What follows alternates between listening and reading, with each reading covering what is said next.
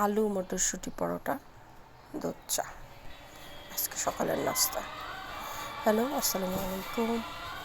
সবাই কেমন আছেন? আমি ভালো আছি। আজকে একটু বেশি সকাল সকাল উঠেছিলাম। উঠে চিন্তা করলাম নাস্তাটা তাহলে তাড়াতাড়ি বানিয়ে ফেলি। রুটি ছিল ফ্রিজে, তারপরও সে আবার আলু পরোটা খুব পছন্দ করে,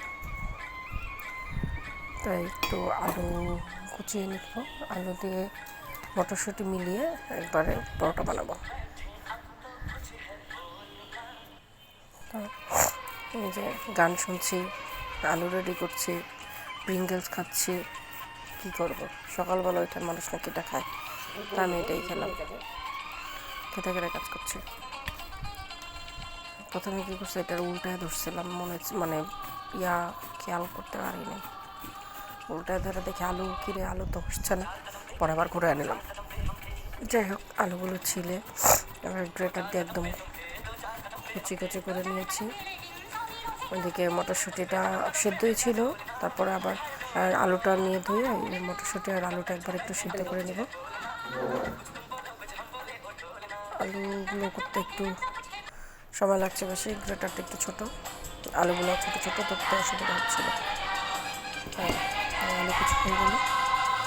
এদিকে যে মটরশুঁটি সিদ্ধ ছিল চুলোর মধ্যে ডিপে ছিল রাখা সিদ্ধ করে, তো একবারে বেশি সিদ্ধ করা ছিল না, মোটামুটি একটু সিদ্ধ করে ডিপে রেখে দিয়েছিলাম। এখন বের করে আবার পানির মধ্যে আলুর আগে একটু ওটা দিয়ে ভালো করে সিদ্ধ করে তার মধ্যে হচ্ছে আলুটা ধুয়ে দিয়ে দিয়েছিলাম। এরপরে উঠিয়ে পানি ছেঁকে একটু ঠান্ডা করে নিচ্ছে হাতে সহ্য হওয়ার মতো। পরে আলুটা আর মটরশুঁটিটা মোটামুটি একটু ম্যাশ করে নিয়ে পেঁয়াজ কুচি, মরিচ কুচি আর আটা একবারে দিয়ে আটাটা আগে দিয়েছিলাম। আটাটা আর লবণ দিয়ে একবারে মেখে নিয়ে তার মধ্যে পেঁয়াজ কুচি, মরিচ কুচি আর একটু তেল দিয়েছিলাম, লবণ দিয়ে তেল দিয়ে ভালো করে মেখে, এটা অনেক বেশি মাখার প্রয়োজন হয় না, মোটামুটি মেখে মানে যতটুকু দরকার মেখে এবার হচ্ছে পরোটা বেলার পালা। এটা হচ্ছে হাত দিয়ে চেপে চেপে করেও দেয়া যায় আর বেলেও দেয়া যায়। তো আমি একটু বড় সাইজ করব, এই জন্য বেলেই দিব, তাই একটু মানে আটাটা একটু বেশি নিয়েছে যেন রুটি বেলতে পারি, আর না হলে আটা কম নিয়ে হাত দিয়ে চেপে চেপে কড়াইতে সরাসরি দিয়ে দিলেই হয়। তার জন্য আমি একটু আটা মিক্স করে মানে রুটির মতো করে বেলে নিচ্ছি। 4টা হয়েছে।